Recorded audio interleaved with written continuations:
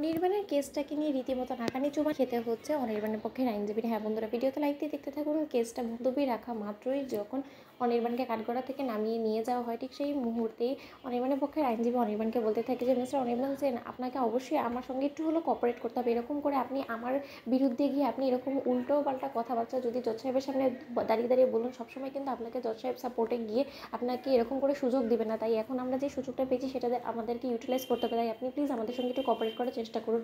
ঠিক সেই মুহূর্তে অনির্বাণ বলতে থাকে যে আমি কিন্তু আপনাকে আগেও বলেছিলাম যে আমার হয়ে লড়াই করার আপনার কোনো প্রয়োজন নেই। আপনি শুধু শুধু এখানে গলা ফাটিয়ে চিৎকার করবেন, কারণ এতে গিয়ে লাস্টে আপনি দেখবেন যে আপনি এই কেসটা হেরিয়ে গিয়েছেন এবং আপনি মান সম্মান সব কিছু ধূলিসাৎ হয়ে যাবে। তার থেকে বরঞ্চ আপনি কেসটা থেকে সরে দাঁড়ান এবং নীলাঞ্জনার পক্ষের আইনজীবীকে জিততে দিন। ঠিক সেই মুহূর্তে অনির্বাণের পক্ষের আইনজীবী বলতে থাকে যে না, আপনি আমার সঙ্গে কোনো মতো কোঅপারেট করতে চান বা না চান, কিন্তু তার সত্ত্বে এখন তো আমার একটা সম্মানের মধ্যে এসে লেগেছে। তাই আমি এখন যে করে হোক না কেন আমি আমার বিরোধী পক্ষকে কোনো মতেই জিততে দেবো না। তাই এই লড়াইটা বরঞ্চ আমি নিজের মতো করেই লড়ি। ঠিক সেই মুহূর্তেই অনির্বাণের যাওয়ার পর যখন সার্থক অ্যাডভোকেটের সঙ্গে দেখা করে, ঠিক সেই মুহূর্তেই সার্থক অ্যাডভোকেট বলতে থাকে যে দেখুন, এরকম করে চলতে থাকলে কিন্তু আমার মনে হচ্ছে যে এটার ভবিষ্যৎ অন্ধকার। রীতিমতো আমার এই কেসটা হেরে যেতে হবে। আচ্ছা, ওনার মনোবল বাড়ানোর জন্য কি এমন কেউ নেই যে কিনা ওনাকে একটু সামলাতে পারে, ওনাকে একটু সাহস দিতে পারে? এই লড়াইয়ে ওনার ওয়াইফকে ওনার পাশে থাকার কথা। ওনার ওয়াইফ যদি ওনার একটু সঙ্গ দেয় না, তাহলে আমার মনে হয় যে উনি নতুন করে ঘুরে দাঁড়াবে এবং এই লড়াইয়ে উনি আরও বেশি সাহস পাবে লড়তে। ঠিক সেই মুহূর্তেই সার্থক বলতে থাকে যে প্লিজ আপনি কিছু মাইন্ড করবেন না। আসলে অনির্বাণ দাদাভাই কোনো মতে কোঅপারেট করতে চাইছে না নিজে থেকেই, কারণ অনির্বাণ দাদাভাই এটা ধরেই নিয়েছে যে রায় দিদিভাই তাকে ধর্ষণকারী হিসেবে অ্যাকসেপ্ট করে নিয়েছে এবং তার জন্যই রায় দিদিভাইয়ের উপরে সে খুব রাগ মেটাতে গিয়ে রীতিমতো নিজের প্রতি অন্যায় করে ফেলছে। সে একবার ভেবেও দেখছে না যে তার ভবিষ্যতের সন্তান কী পরিচয়ে বড় হবে, তার সন্তান যে তার স্নেহ এবং ভালোবাসা থেকে বঞ্চিত হবে।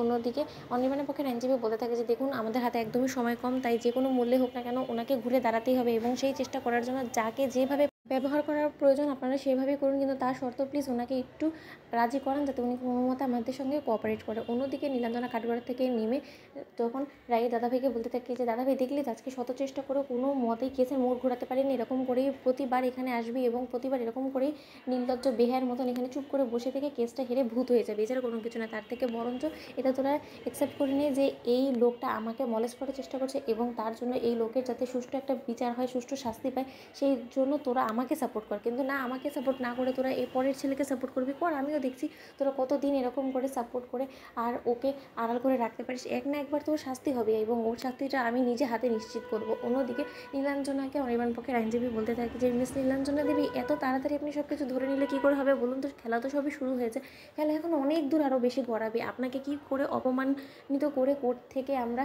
কলঙ্কের দাগ দিয়ে বের করি, এবার সেটাই আপনি দেখুন, কারণ এবার আমার মাইন্ডে লেগে গিয়েছে। তো বন্ধুরা, লাইক কমেন্ট শেয়ার করে সাবস্ক্রাইব করতে ভুলো না।